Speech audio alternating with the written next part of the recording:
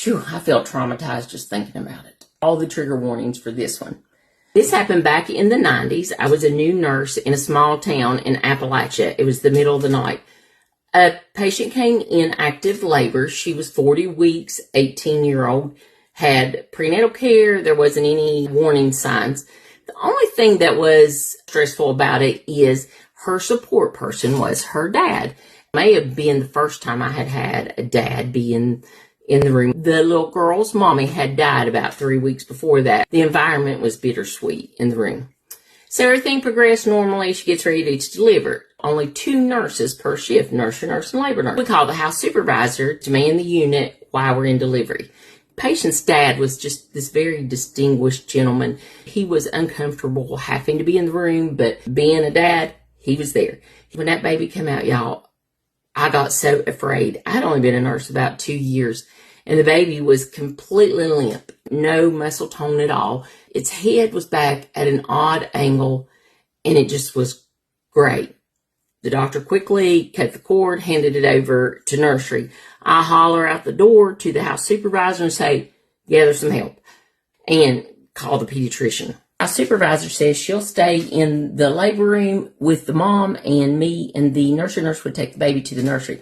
So we get in there, we're settling the baby, we're still having to provide respiration, still absolutely no tone to the baby. And the house supervisor hollering, what is the generic name for hemabate? I knew the mom was hemorrhaging. They called a trauma code in the ER. People that were with us to the ER. The pediatrician got there. The fire alarm started going off. We're working like a team of mules, pulling hell off of its hinges. Fire alarm going off, not enough help, still doing life-saving measures for the baby. Unsure if the mom, what is going on back there. The pediatrician, she was on like 4'10". She was standing on a step stool, and she had gotten the baby intubated, and she was placing an umbilical vein catheter, getting that catheter in. She falls out, y'all, passes dead out, hits her head on the warmer, falls out on the floor.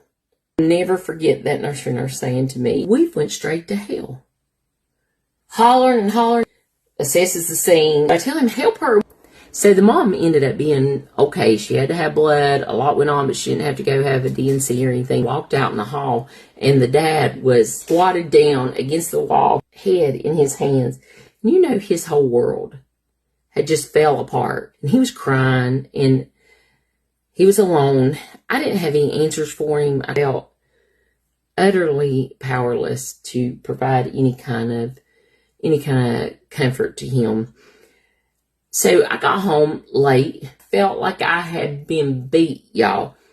I'd been asleep about 4 hours, and my manager calls and says that housekeeping had found a needle in the baby's bed, and that she was going to have to write me up for that.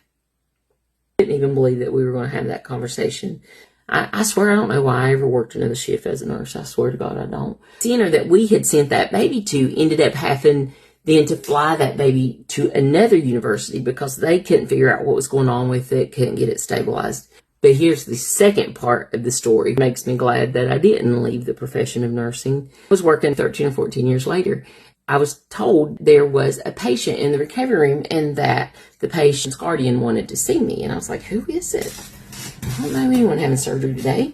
So I went down there and walked in, and the grandfather, he said, do you remember me? And I said, oh yeah. Yeah, I'll never forget you. He said, well, I'll never forget you either. He said, I just wanted to see you again.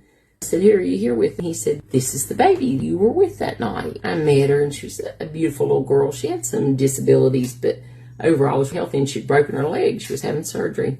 I told her, your birth was crazier than fiction, all the things that went on. I'm so glad to see that you did all right. And I said, man, where's your daughter? He said, she passed away.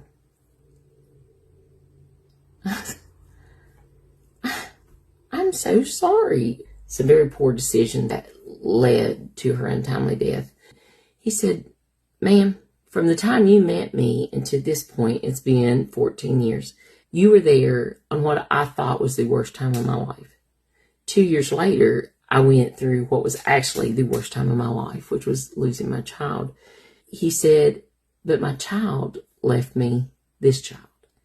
I'm so grateful for that. And I'm so grateful that y'all were able to save her life. It is what saved my life. Remember this when I see my patients in just such horrible situations, that what I'm witnessing at this moment isn't the whole of their life. If I had never circled back around and got to see them again in the recovery room, that was the end for me. That was the whole story. But we have to remember, there's more to the story we never get to see. It was the worst shift of my life, but I was only in the first scene. I didn't know the second scene was going to come, and it was going to bring me peace of mind with other patients.